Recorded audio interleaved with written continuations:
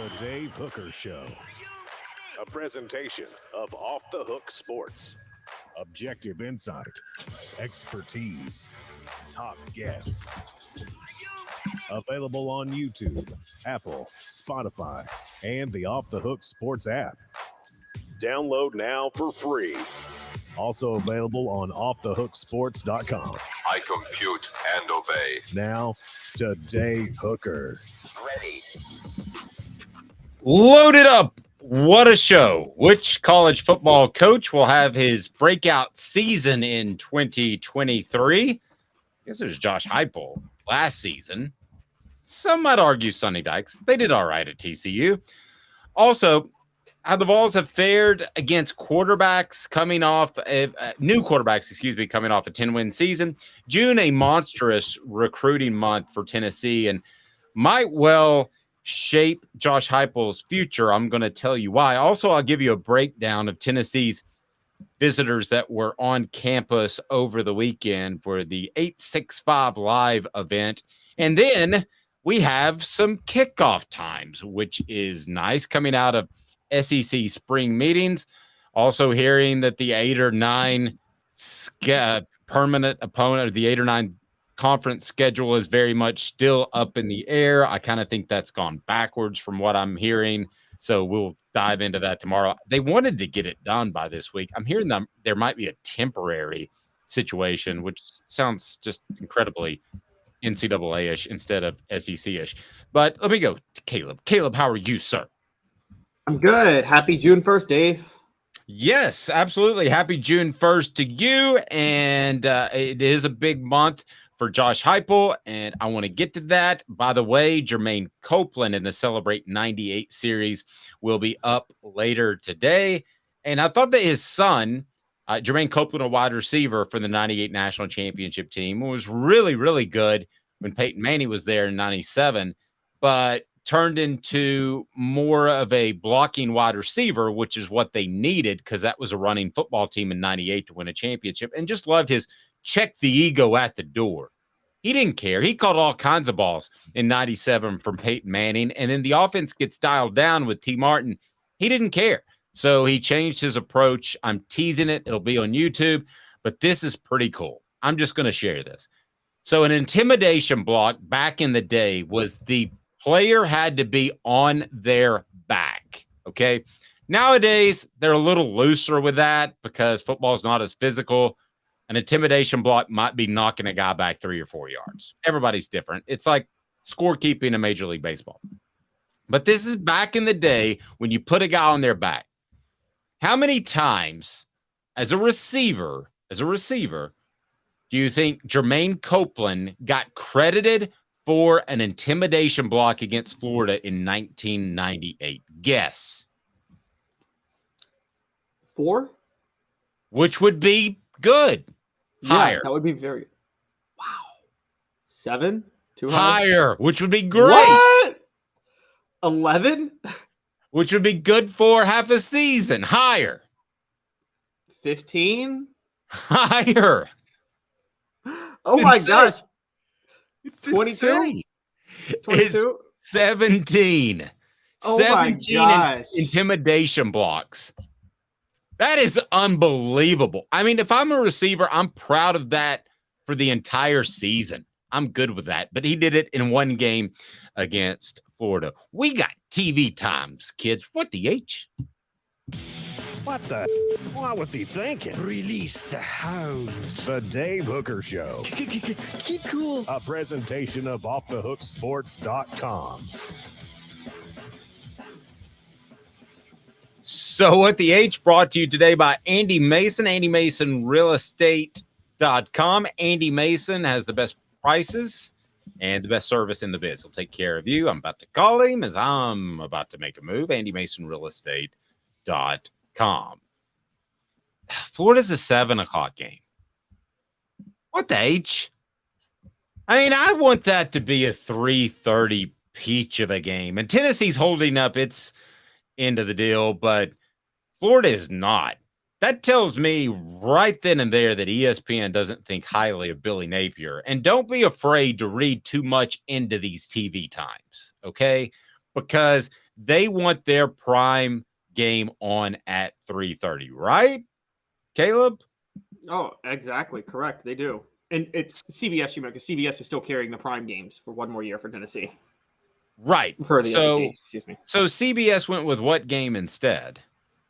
We hear from the SEC spring meetings. I mean, to me, Tennessee not being a 3:30 game is an absolute just shame. It should be a 3:30 game all the time. Now, I will say this. I think that Tennessee at a 7 o'clock game, you're not going to want to hear this, but I don't think that's the best situation for them. It's a football team who practices in the morning. It's Georgia, South Carolina at the 3:30 game.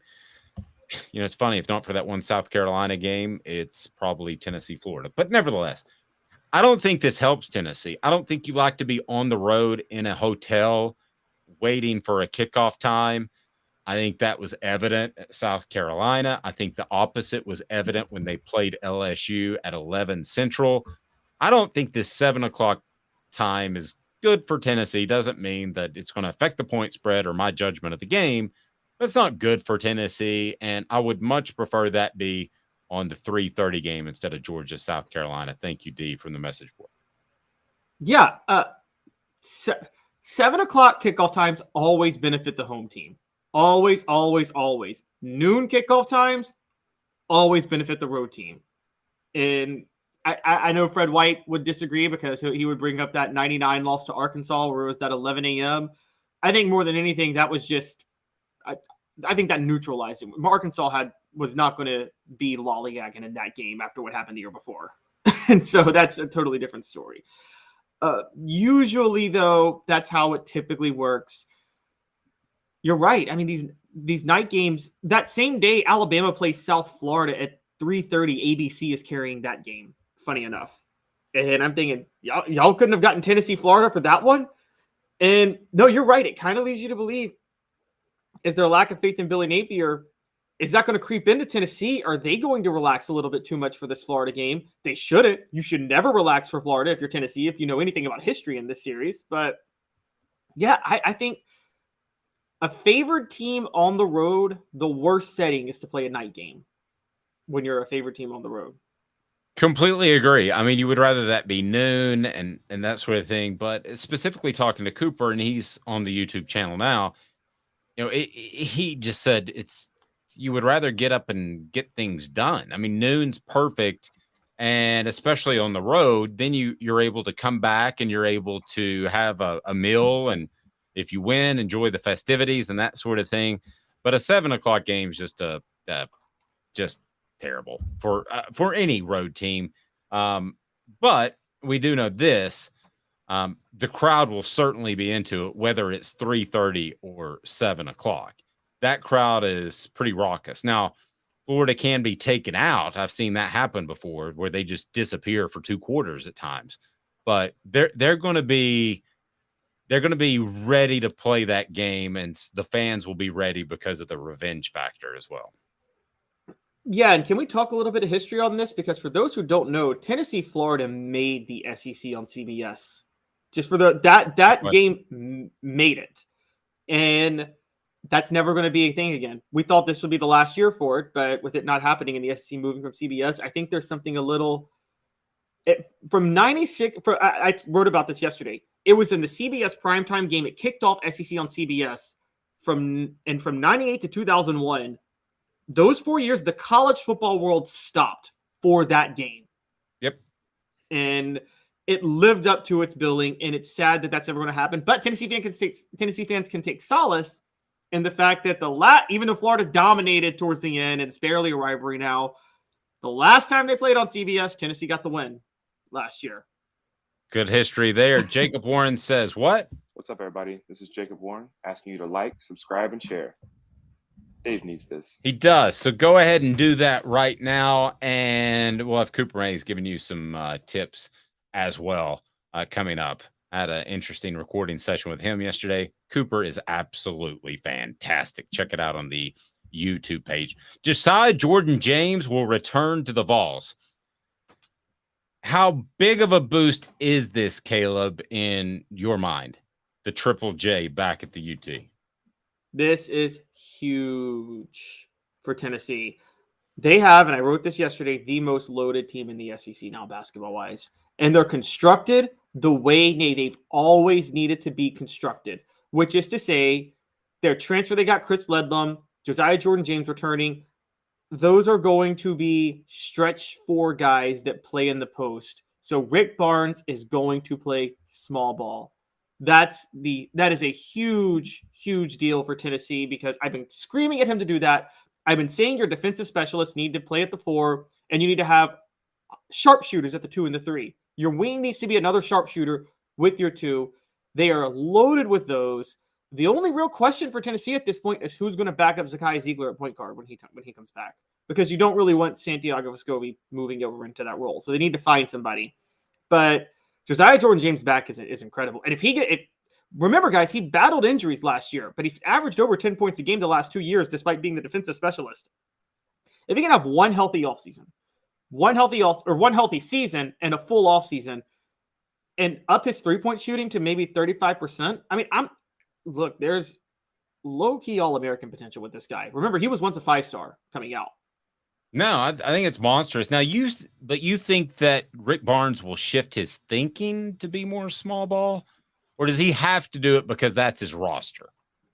It's his roster, but he chose this roster. And for those who don't realize, Tennessee, they were already maxed out on scholarships, by the way. So Josiah-Jordan James is coming back as a walk-on. NIL money's having something to say about that. But I think he's shifting his thinking because right now you have Jonas Adu and Tobia Walker are really your only 2 experienced post players. Now you have Cade Phillips and I believe it's JP Estrella coming in, but that's not, I mean, you can't have a 2 deep rotation with those guys at the, in the post. So you're going to have to go with Josiah-Jordan James, who has played the 4, and Chris Ledlum, who's very experienced. And I mean, this is something that I think Tennessee fans should be very, very excited about. I think Rick Barnes is going to be forced to play small ball with this roster. But I do think it's a change of philosophy because he put together this roster. He assembled it. What are your thoughts on where Tennessee can get? What's the glass ceiling for Tennessee? They're the Blue Bloods of North Carolina, Duke, Kentucky. I don't think they can ever get there, but what can they do if this program takes off and has more postseason success than Rick Barnes is used to? I mean, you could always see a national championship with Tennessee. See, I agree. I thought you were going to set the goals a little bit lower, but I totally agree because of the NIL money. And the NIL money is there. We've seen it in football. I think we did see it with Josiah-Jordan James coming back. Here's the other thing. You have the facilities in the Pratt Pavilion and Thompson Bowling Arena. So you don't have to ask donors to build that. You just say, hey, get us the next Victor Wembanyama. I mean, that is your goal, is to find that next guy, and he can make $10 million a year, and Tennessee can win a national championship. Say they did it. It's kind of like jumping out of an airplane, skydiving. I did it. I'm done. I'm good. Or running a marathon. They could do that and turn that within 3 to 4 years. I am not exaggerating whatsoever for effect. Yeah, and also, unlike football, there aren't structural disadvantages really to any college. Any college basketball program could break through. There's not. It's not like, because basketball, you're right, get one superstar recruit. You could have a national championship run or run one system. The proof of that, more than anybody, by the way, we always forget about it. Arkansas. I don't think of them as a basketball state, but Nolan Richardson won a national title there, and because he ran 40 minutes of hell. And well, so there's Florida too. Florida as well. Florida won back-to-back national titles. So I think college basketball, it's funny, college basketball, a lot more than college football, the coach actually it's more dependent. The coach is even more important because football, there's so many structural things that make a program good that is almost immune to whatever the coach does many times. I've said that about LSU for years. But basketball, if you take a job at any Power 5 or even lesser tier school, any coach can win a national title at any of those schools. Gonzaga, by the way, did not have the resources that Tennessee has currently to be able to put together one of the best college basketball programs in the nation. And I hate the term mid-major.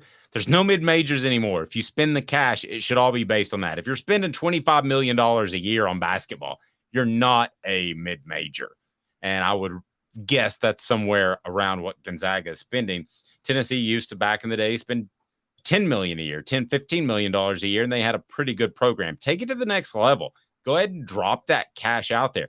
Here's the other thing to remember too, Caleb, that I would encourage those collectives out there. Basketball players, by definition, are better marketing athletes than any other sport because you see their face. You don't see football players' faces. So I go ahead and tell you, if I'm a personal injury attorney, I know they're doing this a lot in Louisiana with LSU. I've got my arm around Josiah-Jordan. Well, I've got my arm around the next Victor Wembanyama, and I'm saying I'm all Vol, and it's on every billboard in Knoxville. That is how you go out and market these guys, and that's how you associate yourself with them. So then every time somebody watches a basketball game, they think of Bobby. Bobby, he's a great personal injury attorney. Or Johnny Charleston's car lot. That's where I need to go. That is exactly what I would do. And I would make him the absolute, not to take anything away from Nico, but I would make him the biggest star in Knoxville in order to win a national championship. Because I think Tennessee's in great shape in football already. They could be in elite shape with one dude, Caleb. One dude. Oh, I'm with you. Yeah, throw everything. Well, I'm almost with you. Okay. Because I track this in pros now. I think the market has actually I would say this is relatively recent. I would say this is only 10 years ago this was true, but it is true now. Basketball players are by definition more marketable than football players, except for quarterbacks. Quarterbacks have surpassed basketball players in terms of marketability. And just let's go to the NBA. I believe Patrick Mahomes has the richest contract in any sport now. Now, NBA players are the richest players by far of any sport, and they deserve it. But quarterbacks are the richest players specifically. And let's be honest, they deserve it. Patrick Mahomes is more marketable than any NBA player right now, bar none. Okay, well, let me ask you this then. Would you rather, you're a business in Knoxville, would you rather have, and I'm picking a guy out that was elite and won a championship and you just got 1 year out of him, okay? So I'm going to go with Carmelo Anthony. Forget about the issues that he may have had in the NBA and all. I'm just going with what he did at Cuse, okay? So would you rather have Carmelo Anthony and he win a national title or whatever Nico does? I'm still taking Nico. 3 years of Nico. First of all, you get you get 3 years of Nico. You get one with Melo. And also, you can win a national title buying a quarterback just like you can buying a basketball player. It happened once with Melo, where they got I'm not saying Syracuse bought him, but a one and done that won a national title. It also happened in football with Cam Newton. Auburn's like, let me get Cam Newton for a year, and we got a national title coming out of this. And national titles in football always outweigh national titles in basketball. But you don't know that. But under my premise, you don't know that a chance at a national title in football outweighs a guaranteed national chance title. at a national title over a national title with Victor Carmelo Anthony III. Okay, Dave. Over Nico. Let's break this down for a minute. Okay, come on. Let's break this down with I might be on the air with an insane guy. That's where this is going. Go ahead. Wait. Okay. It's like when somebody says, not to offend you, but you're gaining a lot of weight. You're in Knoxville right now. You need to sell a car. Let's just take it to the greatest player in each sport. You can either market Bernard King or Peyton Manning.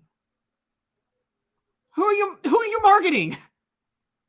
At the time, Bernard King was a big deal, I'm told. You're before my time. Are you comparing him to Peyton Manning, though, at Tennessee? He was on the front page of Sports Illustrated, so they're at least in the same ballpark. Well, Manning was supposed to be on the front page. I think they changed it after Florida dropped 62 on Tennessee. I think he was still on the front page.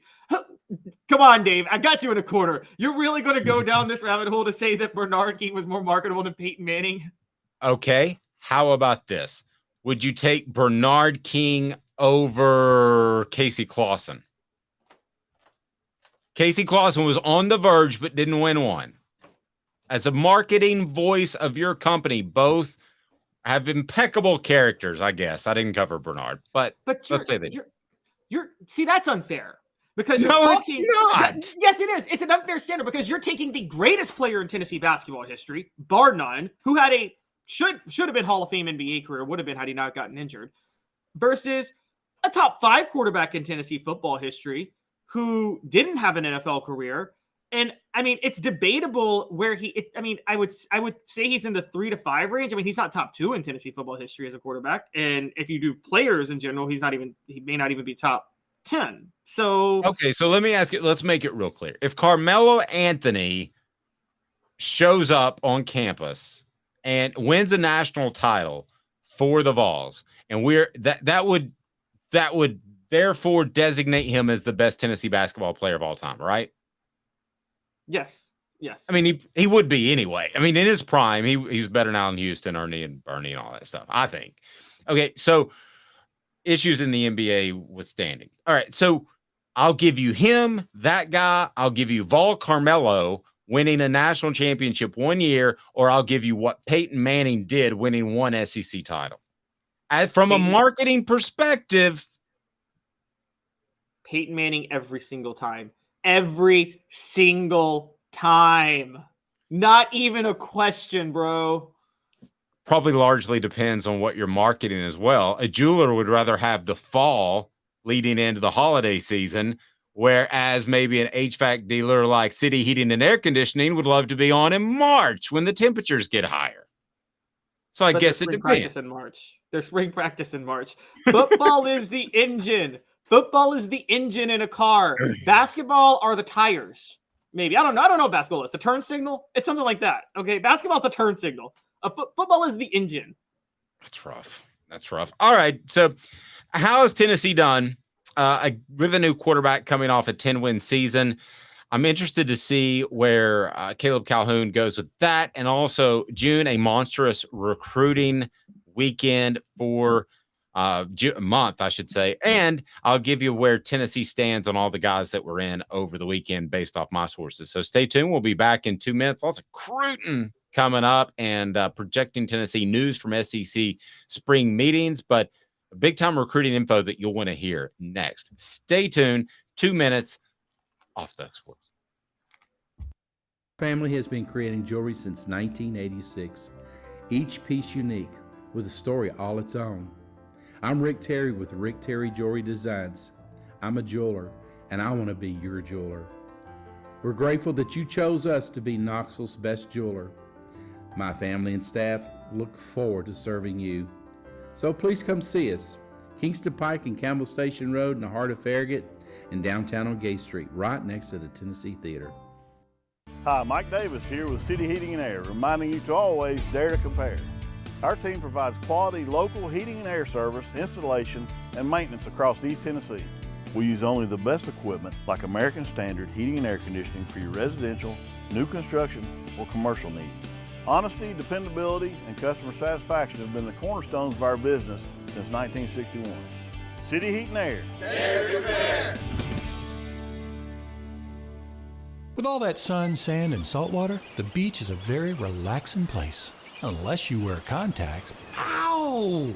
Open your eyes to the best the beach has to offer with LASIK vision correction from Campbell Cunningham Laser Center. Ah. Do you want to own the more that owns every job? Then get to Vassey Lawn and Garden in Cleveland and get you a Toro. I'm David Vassey, here to talk to you about Toro. With a Toro Zero Turn, you'll get more out of every minute and you'll reach the finish line faster. At Vassey's, we like to say, no matter if you're mowing 3 acres a week or 11 lawns a day, homeowners and business owners alike find confidence in equipment they can trust from top to bottom. Vassey Lawn and Garden, Highway 60 North in Cleveland. Man alive, it's worth the drive.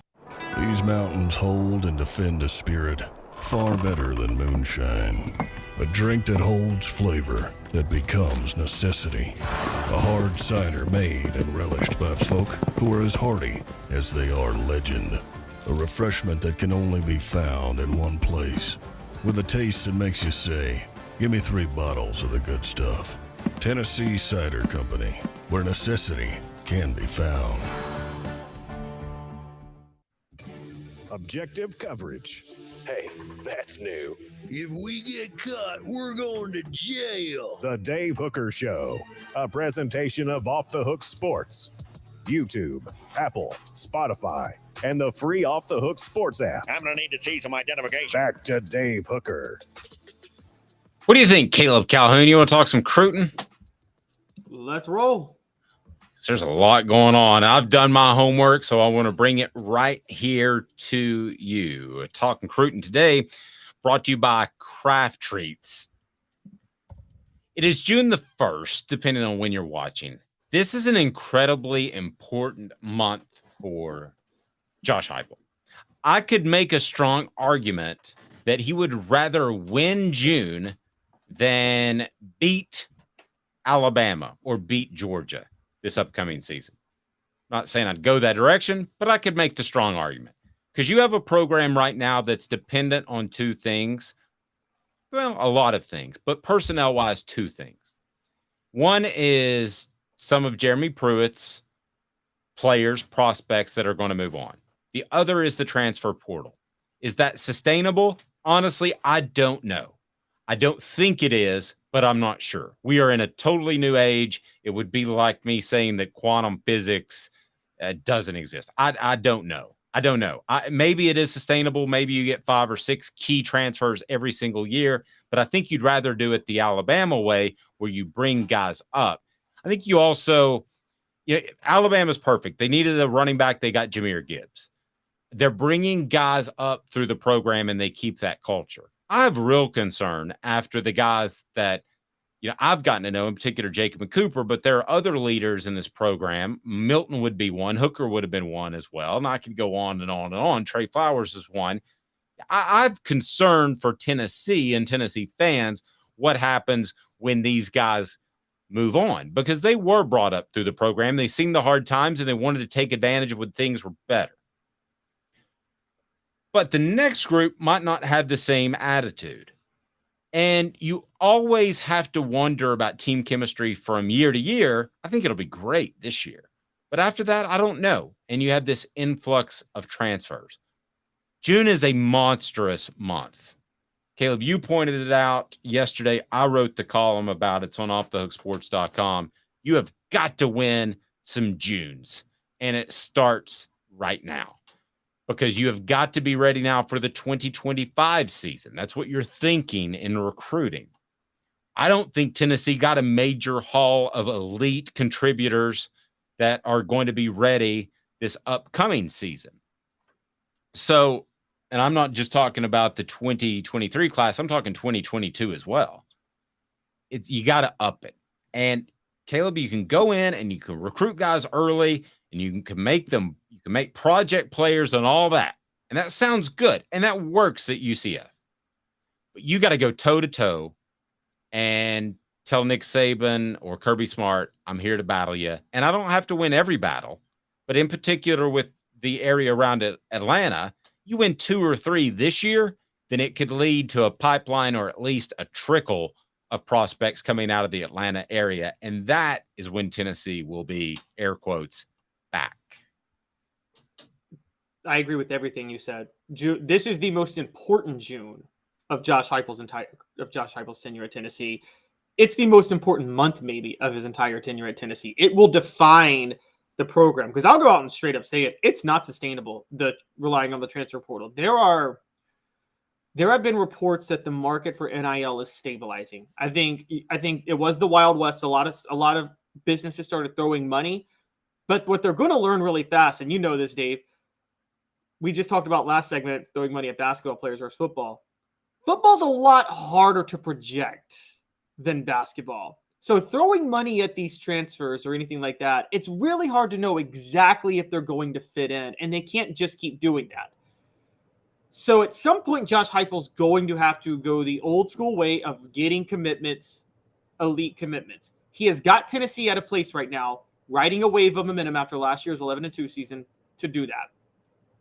Now, here's how this all plays out. 2023 is still going to be reliant on transfer portal players and Jeremy Brewer recruits, give or take a couple of spots. He needs to be successful in 2023, and he needs another transfer portal haul in the 2023 to 2024 season. But he needs a loaded 2024 recruiting class. So that way, by 2025, he's ready to go. Recruiting class a year. If it's an elite recruiting class, you give it a year before it really takes over the program. And so 2025 will be the first year he's going to have to rely on his recruits. That means the 2024 class has got to be loaded, and the most important month in recruiting season now is June, bar none. Totally agree. So Tennessee right now has the Merklinger quarterback, Jake, out of Savannah, Georgia, which is great. I mean, you always want your next quarterback, but I think out of the Atlanta area would be very significant. And then they've got Jeremiah Hurd, who's a 3-star guy. No offense against Jeremiah. That's not the type of guy I'm talking about. He's out of Rome, Georgia. I think you got to go out and I don't think Tennessee's ready at this point to do the major haul when they got Cozy Coleman, Jamal Lewis, and Deion Grant, which would have been 90. It would have been 96. They got those 4 guys. Yeah, right. Okay, so, but what you can hope for, I don't think you're ready to hope for that yet. But what you can hope for is the class before that. That just happened to be the number 1 class in the nation. But that had the Jeff Colemans of the world, the guys that did provide that pipeline into other states, Fred White's of the world. That's what you're hoping for. And then next year's your gangbuster class. But listen, guys, I'm going to tell you right now, Tennessee was 10th in recruiting, which sounds good. And Butch Jones would tell you that is he's a champion in life already. Give him the trophy. But that's 6th when you include Texas and Oklahoma in the SEC. That's 6th. That's behind Alabama, Georgia, LSU, Texas, and Oklahoma. That ain't getting it done. Tennessee will need to be pressing right up against that top 5. And if you're saying, Dave, 10 and 5, that's not that big of a difference. I covered recruiting for 20 years. It is a huge difference. It's the difference between a couple more 4-stars or maybe one more 5-star. And if Tennessee isn't able to do that this year, this month, then I've got concerns moving forward because you're right. They have all the momentum. Nobody's harping on the South Carolina game now. They're harping on the fact that Tennessee was number 1 in 110 games. It was fantastic. Caleb, that's where Tennessee needs to be. They need to get that. I'm not saying the number 1 class in the nation. They need to get some of those cats where they go toe-to-toe, eye-to-eye with Kirby Smart, and they win those battles. They say, we can win, and then they don't have to evaluate guys early and hope they continue to develop as prospects, which is what they've done at this point. Yes, and if they don't do that this month, that is when we are going to look back on that South Carolina game. Because I can tell you right now, Tennessee, that South Carolina game costs Tennessee 3 recruits right now, who, if they had those 3 recruits, it'd be a top 5 class easily. Not even a question. And so that game is going to, if they don't have the momentum, do what they need to do in June, that South Carolina game will prove way more costly than just not making a college football playoff in 2022. I can tell you guys that right now. Another important point on this is that I think that talent evaluation we aren't sure of with Josh Heupel, but I will give him credit with Jeremiah Hurd because you mentioned him. Hurd didn't play football till 8th. He played football in 8th grade, didn't play again until last year. That's why his rating was so low. And Heupel and Tennessee were the first to offer him before anybody. And I'm still down with those guys. Don't get me wrong. Okay, I'm down with getting those guys, but at some point, you don't need the good backstory. You don't need the might develop into something special. I mean, there's a difference, but let's just put it this way. There's a difference between, I'm not singling anybody out, but the linemen they have taken recently, in particular the defensive lineman, and a Cade Mays. who walks in the door, a 5-star prospect, 6'6", 335 pounds, and is probably ready to play from day one. We're talking about a whole different cat, right? So basically what you're saying is Tennessee needs to start getting the guys that any idiot off the street could start from day one. Somebody who's never watched football would know they could play football. It's the off the hook. It's our own rating system. It's anywhere, somewhere, and nowhere. They need the anywhere guys. Herds of somewhere guy. Alabama or Georgia, would they take Hurd? I don't know. Probably not. So my question then becomes, what about how much of recruiting can sometimes be just out evaluating other coaches? Because we're giving Heupel credit, we're giving Pruitt credit for this assembled talent for Heupel. Pruitt never really, he had one fringe top 10 class at Tennessee, but he just evaluated the talent so well. Is that sustainable long term, or do you always, is it one of those things where you're going to have to win over the obvious guys? I think you definitely should evaluate some guys at a higher level and have those guys in your class that you point to that said, Georgia, Alabama didn't care about him, but we knew he would be great. Jamal Lewis was that guy, as we discovered during our Celebrate 98 series. That sounds crazy now, but Georgia wasn't high on Jamal Lewis. So Tennessee was. I know it sounds crazy in retrospect, right? Yes, but also, again, that was Ray Goff.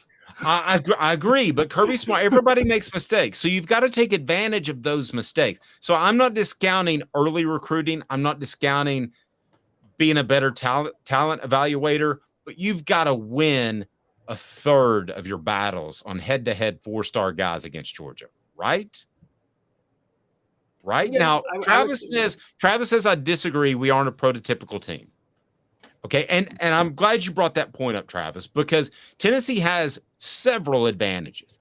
They have, I think, a real offensive guru / wizard as its head coach. That's huge. They have NIL, which is huge. But if you want to take the next step and be elite, I think they've got to beat Georgia from time to time and Alabama for some of the top guys. Yes, this isn't the 90s where Spurrier could just get a bunch of track stars in his backyard and be an offensive genius and out-scheme everybody. That doesn't happen in the SEC anymore. And so he's going to actually have to actively go out and get some talent. And again, also that was happening in the 90s when nobody else had – everybody ran 2 cornerbacks and a slow safety, so it was easy to run his offense. So yes, Josh Heupel is an offensive wizard. I fully agree on that. But you do have to get a certain level of talent to run that philosophy. Again, one, you need fast receivers. Now, he's got a pretty good pipeline of receivers coming in and out. But you also have to have good interior blocking because Heupel's offense doesn't work if the run game is not a legitimate threat. It just doesn't. This isn't Mike Leach in the air raid. No, I agree. And a question on the message board, I wasn't referring specifically to Cade Mays and his size. But I'm Darnell Wright, they got up to that size. They turned him into that sort of player. So it's not an issue of being too big or too small. Now, you certainly don't want the guy that, I don't even remember his name, that Butch got, another Butch reference, Lyle, that you don't want the guy that they got out of Florida. Do you remember him that was like 248 pounds, an offensive tackle? I mean, he was horrible. And a question, he wasn't going to play. And a question about Peyton Lewis. Peyton had interest from Alabama, Auburn, Boston College, Cincinnati. That might end up being a great get where Tennessee was ahead of the curve. But I think Alabama and Auburn were certainly interested. Is that a huge win? No, but it's a significant win. That's certainly a step in the right direction. I got no issue with that whatsoever. It's today's tough question. Where does Tennessee need to be in recruiting for June to be a great month? Today's tough question. Take a side. Take a stand. The Dave Hooker Show, a presentation of offthehooksports.com. Okay, recruiting rankings are stupid, but it's what we got. And the simple fact is how successful an individual website is covering a program will affect their recruiting stature. You get an extra star if you go to this school because they've got a big site on a network. That's just the way things go. I'm not calling anybody out. You can decide for yourself. That's why I like the 247 composite. So when I look at that composite, I think it's the closest we've got to a thermometer of the temperature. And I'm going to say that Tennessee needs to be a top 5 school in recruiting to compete for championships each and every year. I do not think that's a reach whatsoever. Is that too strong, Caleb Calhoun? Every year, I think that might be a little too strong. I don't even think they were top 5 class every year in the 90s. The 95 class that Fred White was part of wasn't even top 10, funny enough. I think 2 top 5 classes, 3 top 10 classes, and 4 top 12 classes. But 1 can be out of the top 10 and 1 can be out of the top 5. But you need a minimum of 2 top 5. Well, I was specifically talking about this upcoming class. Oh, this class has to be top 5. This class needs to be top 5. Yes, it's because they haven't had one yet. And as you've pointed out, with Tennessee and the politicking of recruiting rankings, when Tennessee has a top 5 class, it's probably about a top 7 class or top 8 class. So they had the number 10 class last year. That probably means they had the number 12 class, honestly. And Tennessee needs to have a top 5 class. I think the most important thing is they need to make sure they're top 10 in every recruiting service. So people tout 247 composite last year for top 10, but they weren't top 10 on Rivals. Now, I don't know how people feel about Rivals with On3 emerging now. I don't know if they're as credible as they used to be. You probably know more about that than I do. But unfortunately, I've heard that I know On3 seemed to poach a lot of the Rivals recruiting analysts when they came on board. So I don't know which side is in better shape between the two. But Tennessee wasn't top 10 on Rivals. And I actually go composite, and then this might surprise you, but when it comes to the elite guys, not all 500 prospects, but the elite guys, I like ESPN's crew. But they just don't have the manpower to be able to judge 500 guys. So when they talk about their top 300, I do think they hit that pretty much with a nail on the head. Now, let's take a look at Tennessee's 865 Live recruiting weekend that happened over this past weekend. And we know that Tennessee picked up Peyton Lewis as a commitment, but that was going to happen on Saturday. So what did Tennessee actually accomplish? Well, I think they would have loved to get a commitment from Boo Carter out of Brainerd. We've talked a lot about him, a 4-star athlete prospect. Here's what I'm hearing, that he'll end up at Tennessee, but this whole Colorado thing with Deion Sanders certainly has his attention. So I'm not ruling that out at all. I think he could end up at Colorado, but if I had to make a bet, I feel 60-40 Tennessee, and Colorado certainly in that 40%. He's kind of a weird bird. He switched high schools. He seems to flirt with Tennessee a lot, but does he love Tennessee? I don't know. I guess he's going to end up telling us, but don't be surprised if that takes until the early signing period in December. Yeah, and this also is missing out on Boo Carter is not as big of a gut punch, but when you combine it with missing out on Walter Nolan a couple of years ago, that's going to be a big red flag for Josh Heupel if that happens. Now, I'm not going to put that on Josh Heupel too much. I got to say this. The NIL collective for Tennessee needs to get a little bit smarter about how they spend their money. I'm not saying that it's bad to throw $8 million at Nico Iamaleava, but I am saying you don't spend all your money there and let Walter Nolan get out of Knoxville. Because quite honestly, I think he went to Texas A&M because Texas A&M had more NIL money. I have no problem saying that up front out loud right here, even though that's technically against the rules. And no, I think you're right. Yeah. And if you're Tennessee, you don't let Texas A&M outbid you for Walter Nolan. You can't let Colorado outbid you for Boo Carter. I don't know what Colorado's NIL initiative is right now. I know Deion Sanders selling the glam probably has some advertisers wanting to get involved.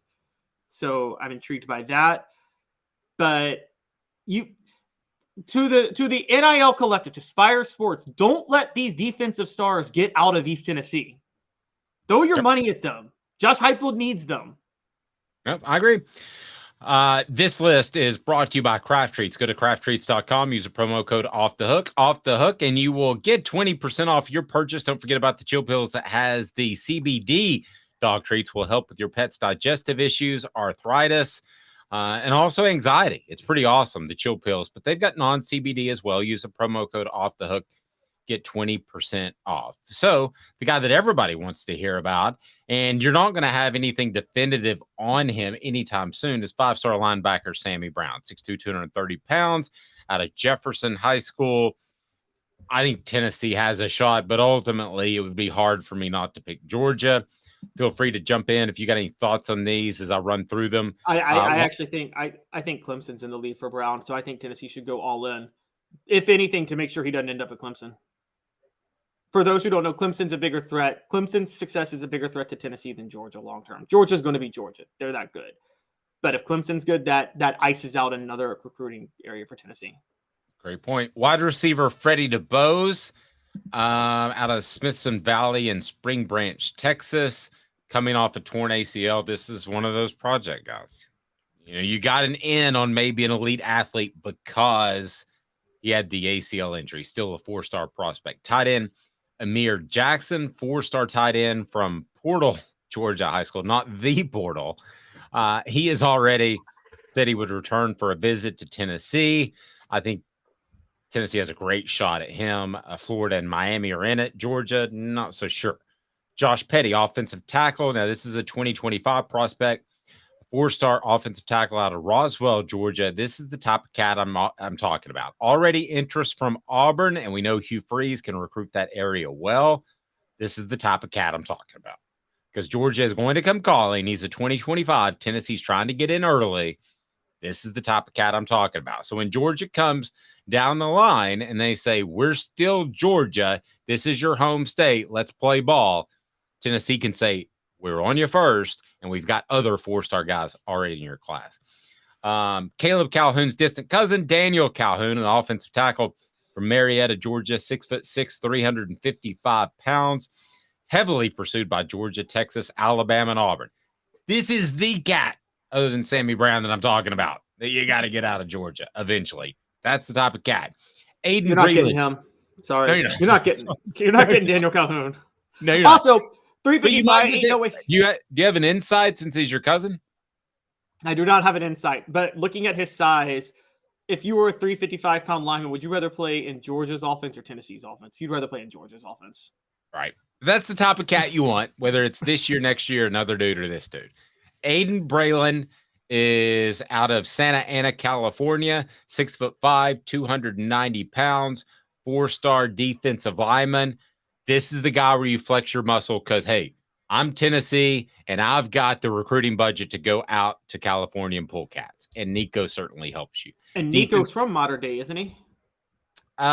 He was from Polytech, and then he went to Riverside. I thought Tennessee had somebody on their team from Modern Day, but they had the way back the late Polynesian defensive end. Jesse Mahalona. Oh, Brew McCoy. Brew McCoy went to Modern Day. Yeah, okay. Brew McCoy. That's right. There you go. Defense now. Yeah. Defensive lineman Amari Adams, been to Tennessee several times. I think the Vols could very well end up with him, a 4-star prospect, beginning we're talking about 2025. Cameron Fountain. And they got to get him out of South Carolina, and that South Carolina loss, that's where that weighs heavily on you. Agreed. Cameron Fountain of Youth, an edge rusher. He is 6'5", 237 pounds. I think there's a great relationship with defensive line coach Rodney Garner. That should help Tennessee. And I think they can get him. Athlete Cameron Michael. Man, it's another tough pull from Georgia. So he's from Statesboro, Georgia High School. And I think he's going to take his time. Again, it's the type of cat you got to beat Georgia for every once in a while. And Would then you play defensive back for Georgia or Tennessee? I wouldn't want to play defense at all for Tennessee, to be real honest with you, unless I'm an edge rusher. Man, I'm down with that because I'm going to pad my sack stats, and nothing's more important than sack stats. Defensive back DeMello Jones, probably the longest shot of the group that was in town last weekend. A 4-star prospect has been committed to Georgia. So there you go. That's a complete breakdown. The visitors want to be sure and thank Caleb Giroux, who's killing it on offthehooksports.com. He couldn't join us today, but he is absolutely slaying it in recruiting. So, and we're free, advertiser base. So how about that? So, yeah, Tennessee had some cats in there that they want to land that would be those sort of game-changing type of prospects. and they bundled them with Peyton Lewis, who they knew was going to commit, Merklinger. It was a very what I would call, as far as a recruiting weekend. And I've done this for 20 years, so I can tell from a mile away. It was very focused on the guys that I mentioned, the 4-star guys, because you have a good family feel in guys that are already committed. They can then recruit those players as prospects. That's what this was all about. This weekend was all about landing one or two of those guys that we just talked about that Tennessee has to have to turn the program into an annual championship contender. Yeah, no, I'm with you. That's exactly what this was about. And they need to be able to get a couple of them. It hurts them that the NCAA investigation still hasn't ended, by the way. I don't know if, I know, totally forgot about that, right? But I will say that, I mean, at this point, just for the sake of recruiting, Dave, with June here, isn't it worth the scholarship reductions that you might get? Just accept it. Because I'd rather have the scholarship reductions than get hampered in June recruiting. I don't know. That seems kind of rough. I'm not going to take it if I didn't do anything wrong. 2 minutes. How does Tennessee typically do with a new quarterback coming off of 10-win seasons? And we'll tell you who the breakout coach of this upcoming 2023 season will be. Is he in the SEC? We'll discuss. Caleb Calhoun, I'm Dave Hooker. And Craving Wings South North Shore location, where we've heard people say that you can get the best wings in East Tennessee. Pero ¿quién es este? El número 87, Jacob Warren. I'll just do 6 of my sauce 87, please. Imposible, señorita. Dale 6 más. Look at these wings. Perfectas, deliciosas, fantásticas. Man, I don't know what you're saying, but it sounds awesome. How do you say fresh, never frozen in Spanish? Frescas, nunca congeladas. Make your way to Craving Wings and get you 6 más. But what was funny about Cadis, we were a full continuum of care at that time. We had detox, we had inpatient, we had outpatient. So we were doing a lot of the things that we do now. But now we just do them so much better. It's really a simple program, but we're complicated people. I am what I am, and now I got to do something about it. You can take your life back. Call Cadis today. Got cataracts? We can fix that. Never miss another moment. With a little help from Doctors Campbell, Cunningham, Taylor, and Hahn at cctis.com. Do you want to own the more that owns every job? Then get to Vassey Lawn and Garden in Cleveland and get you a Toro. I'm David Vassey, here to talk to you about Toro. With a Toro Zero Turn, you'll get more out of every minute and you'll reach the finish line faster. At Vassey's, we like to say, no matter if you're mowing 3 acres a week or 11 lawns a day, homeowners and business owners alike find confidence in equipment they can trust from top to bottom. Vassey Lawn and Garden, Highway 60 North in Cleveland. Man alive, it's worth the drive. Our family has been creating jewelry since 1986, each piece unique with a story all its own. I'm Rick Terry with Rick Terry Jewelry Designs. I'm a jeweler, and I want to be your jeweler. We're grateful that you chose us to be Knoxville's best jeweler. My family and staff look forward to serving you. So please come see us. Kingston Pike and Campbell Station Road in the heart of Farragut and downtown on Gay Street, right next to the Tennessee Theater. Who's this guy? Hello, wizard. The Dave Hooker Show. Who? A presentation of Off the Hook Sports. What? YouTube, Apple, Spotify, and the free Off the Hook Sports app. Back to Dave Hooker. Who was the breakout coach in 2022? The breakout coach in 2022 was, I think it was a tie between Josh Heupel and Sonny Dykes. You can go either one of those. Even though Sonny Dykes had broken out in the past in Cal, you can re-break out. So you can break out again. And double breakout. Like Breaking 2 Electric Boogaloo. Who's seen that movie? Did you see that? No. Sorry. Sorry. Okay, fine. There are some times where the sequel is better than the original. And that was Breaking 2 Electric Boogaloo. Godfather 2 was better than the original. The second Empire Star Strikes Wars. Back? Yes. Well, the thing, everyone said I'm a Star Wars nerd. The only thing that people forget is The Empire Strikes Back is considered better because the beginning is so strong with the Battle of Hoth, and then the greatest twist in cinema history at the end. But in between that, it's actually kind of a dull movie. Like, A New Hope is a much more fun adventure, the first Star Wars. I think discussing this further would be a great way to chase off listeners and viewers. We'll do a totally separate Star Wars show. Jacob Warren, bring us back to earth. What do people need to do? What do they need to do right now after that Star Wars breakdown? Jacob, tell me. What's up, everybody? This is Jacob Warren asking you to like, subscribe, and share. Dave needs this. There we go. All right. So you posed this question at our 3:15 a.m. pre-production meeting. It was 7:15 on Tatooine. Sorry. Yes. It was a little later on Tatooine. All right. So, and is it AT-ATs or ATs? What do you mean? The big four-footed things that walk around on Hoth? It's not. It's AT-ATs, right? My son calls them ATs. Are you talking about the tauntauns? No, the things that walk. The robot, huge. The big ones that do the shooting. Oh, are they? They're AT-ATs. They're not ATs. Oh, right. Okay. Here we go. Let's go with this. All right. So tell me, Caleb Calhoun, how Tennessee has fared coming off a 10-win season with a new quarterback. We are back on track, Travis. Sorry. So I'm going back in time. So for people who don't know the history, Tennessee has had quite a few 10-win seasons over the years. But you can only count changing in quarterbacks from the Doug Dickey era because I don't know, those who don't know Tennessee history, Robert Nealon and Belton Wyatt stuck with the single wing. The single wing, there was never really an actual quarterback. You didn't need, like, there were three guys and it could be snapped at any one of them during that time. Right. And so quarterback wasn't really a thing until Doug Dickey comes, introduces the slot T, and Dewey Warren becomes a breakout superstar for Tennessee.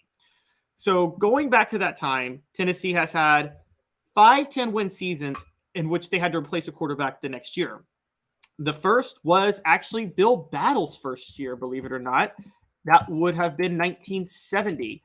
They went, for those who don't know, Tennessee actually went 11-1 that year, finished in number 4, I believe, and won the Sugar Bowl, but did not win the SEC championship because they lost to Alabama.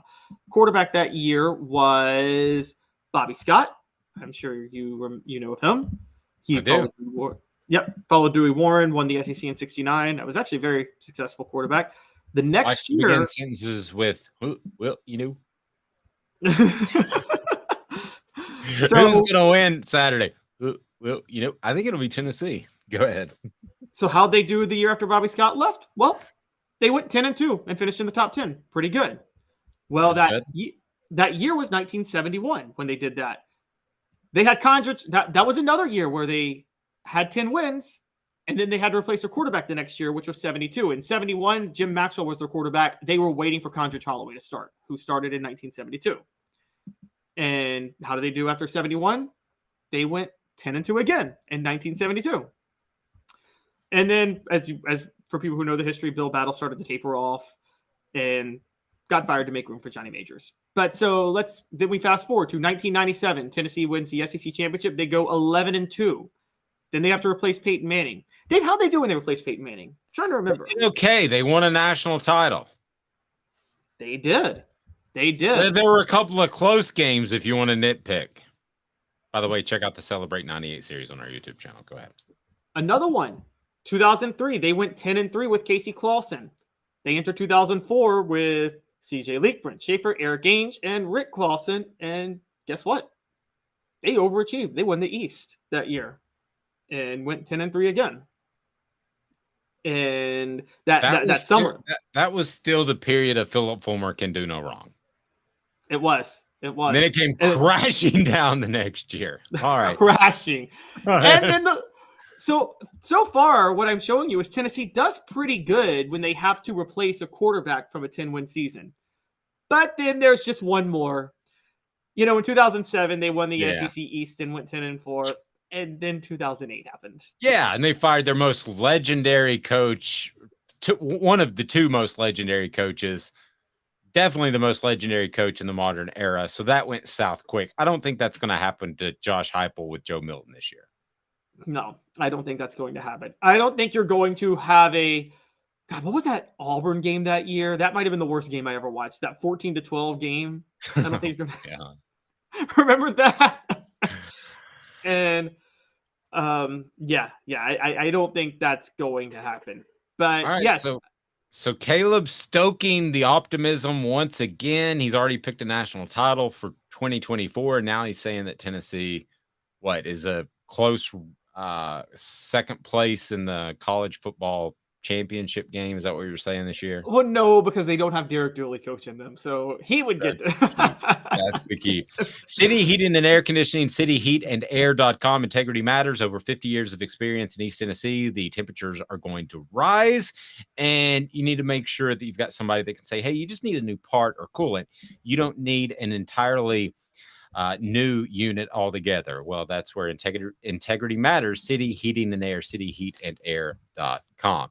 Okay, so then if we've got a breakout coach last year was Sonny Dykes or Josh Heupel. It's as simple as that, right? I don't think there's anybody really even in the argument there. So as far as breakout coach this season in 2023, first set the parameters, and then I'm going to give you my thoughts. What are the parameters on being a breakout coach? Basically, it's very fluid, and it can change from because every situation is unique. But you have to have taken a huge leap forward from the previous year to the point where you are talked about nationally and maybe even floated as a coach of the year candidate for what you did. Fair. And you haven't done it before to that level. You haven't done it before at the school you're at. You can have done it before, but just not at the school you're at.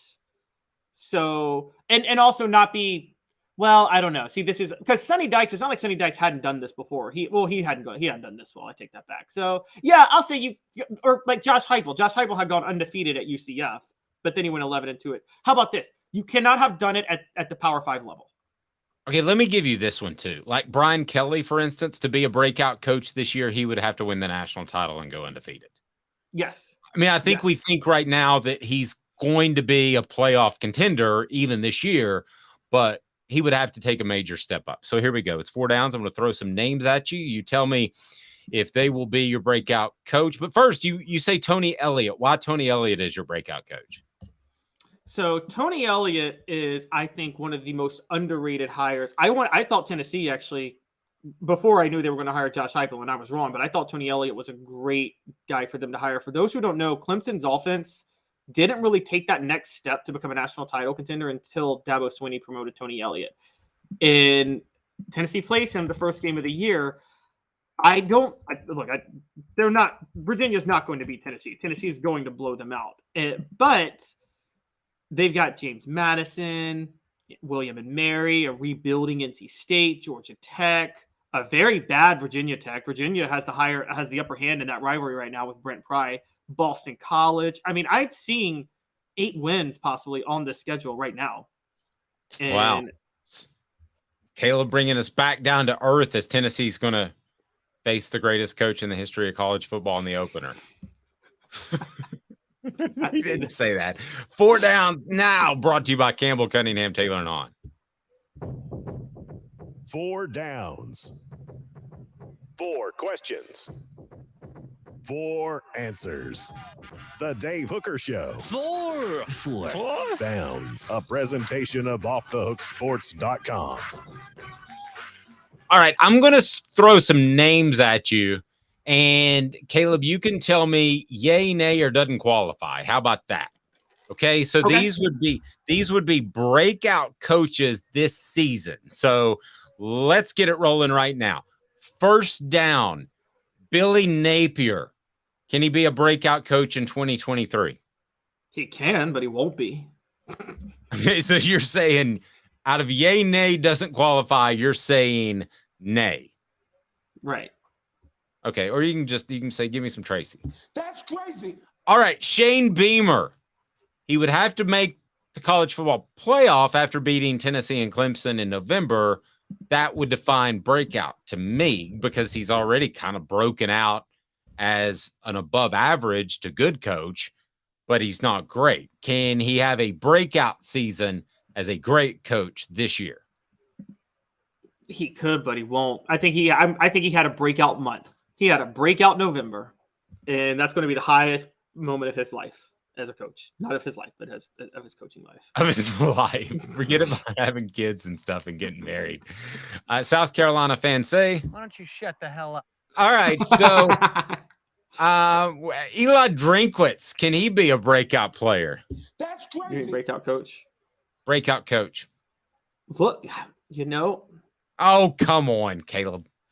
No, I don't think he's that good of a coach, but look, Missouri was really close in a lot of games last year. The SEC East is horrible. They return a lot of talent, and I'm looking at their schedule. South Dakota, Middle Tennessee, Kansas State's at home, Memphis. Yeah, I don't think the East is horrible anymore. I think Tennessee's really good. We know Georgia's good. I think that Kentucky forced Will Levis to play at times for whatever reason when he was hurt. I think they'll be better. And I think Florida will be better if they find a quarterback. I don't think the East is as bad as you. I think Missouri's beating Florida at home this year. Interesting. Okay. So yes, I'll say breakout.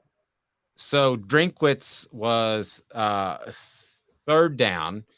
And by the way, people at SEC Media Days, what did you have to say about Eli last year when he went on the Jim Rome show and blasted Tennessee for no reason? You suck.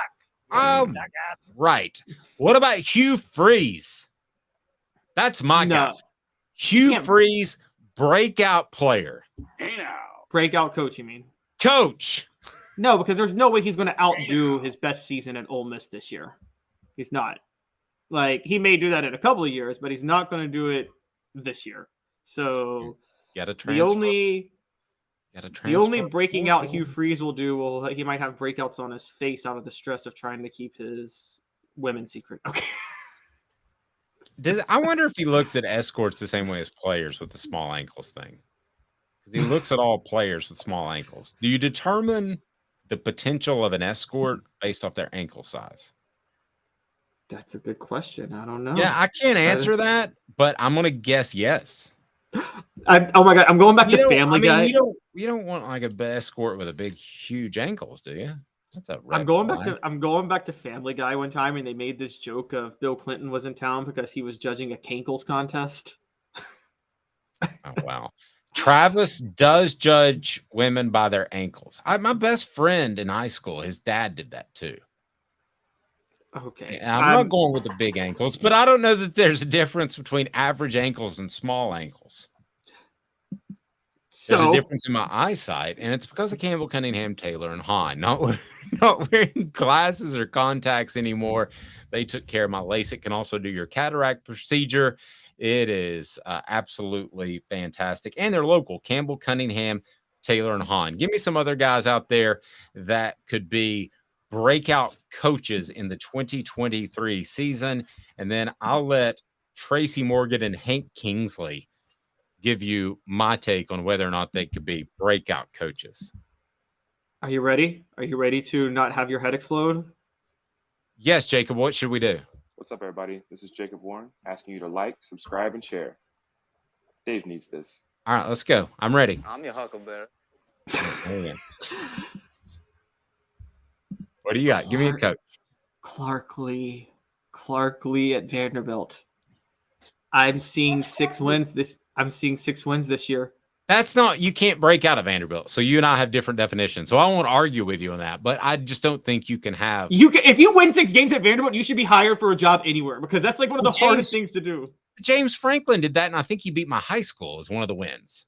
It got him the job at Penn State. Okay. Travis says you're high. All right. Vanderbilt's going to start 4-0, guys. They're going to start the season 4-0. They're beating Wake Forest this year. You can't be a breakout guy at Vanderbilt. You can just go get another job. I mean, breakout's like, holy gravy. This guy's incredible. You're beating a bunch of punks. People were saying that about James Franklin at the time, even though they were wrong because they were like, holy, this guy finished in the top 25 at Vanderbilt. I still say that about him. Yes, but national media was all about him. I mean, he's gone to Penn State and done nothing. All right, Caleb. Who else? Okay, so let's move out of the SEC for a minute. A guy that no one's really talking about, who under the radar did a really good job last year at Texas Tech, Joey McGuire went 8-5, and I think I would know Joey McGuire if he delivered my UPS parcels tomorrow. So he installed the Bryles offense at Texas Tech, and watch out. This is his second year. I'm going to give you a hey now because I don't know. Hey now. All right. Who else you got? So another one that, would you say this is a breakout or would you say he already broke out? Which was Mike Elko at Duke. Went 9-4 last year. No one's really talking about that, but did go 9-4. Well, he has to, in order to get to be a breakout by our standards, he would have to make. He's got to go. He's got to go like 11-2. Yeah, or something like that. It's not happening. You don't think Duke can go 11-2? No. Who else you got? Okay, and then a possible breakout, but he'd have to win the Pac-12 and make the college football playoff. Could be Dan Lanning at Oregon. Hey now. I like that one because I think his schedule is easy too. So could he slip into the college football playoff? Certainly. Give me some more names. All right, and another one. Washington State, Jake Dickert. Last year was his first year as full-time head coach. For those who don't remember, he was thrust into the job because the previous coach wouldn't get vaccinated. Some things like that. He went 7-6 last year. What was his name again? His last name?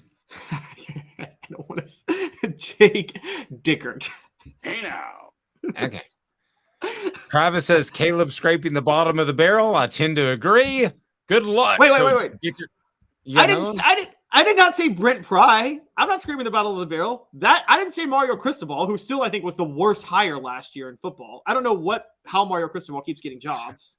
I want his agent. You guys are cracking me up lately on the message board. Tom said, "We know who's not having a breakout year. Mike Gundy at Oklahoma State. He has just been there toiling along forever, not winning championships." Keeping his job, flirting with other schools. Hasn't he maxed out what's possible there, though?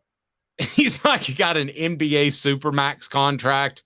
Yeah, I mean, he's got his really weird career. It would be like if you chose to write a book about somebody, he would be the last because it would be so boring.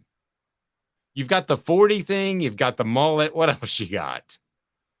The dancing in the locker room. You got the crazy loss to Iowa State. Hey, he was part of the game that literally changed college football. For those of you who don't know, the college football playoff came into play because Alabama got to have a rematch with LSU in 2011. The only reason they got that rematch was because Oklahoma State blew a 24-7 lead to Iowa State on a random Friday night. Oklahoma State wins that game. They go play LSU for the national title. They get destroyed, and the BCS still exists. I think losing to Iowa State was the best thing that could have ever happened to Oklahoma State because they get to complain about not playing for the national title when they would have gotten clobbered had they played for it. What was that coach's name again? Mike Gundy? No, for that. Jake Dickert. All right. Have a fantastic day, everyone. He's Caleb Calhoun. I'm Dave Hooker. We're live each and every weekday at 10 a.m. offthehooksports.com for your best recruiting coverage and more. Have a fantastic morning, night, evening, day, whatever it might be, everyone. For Caleb, I'm Dave. Off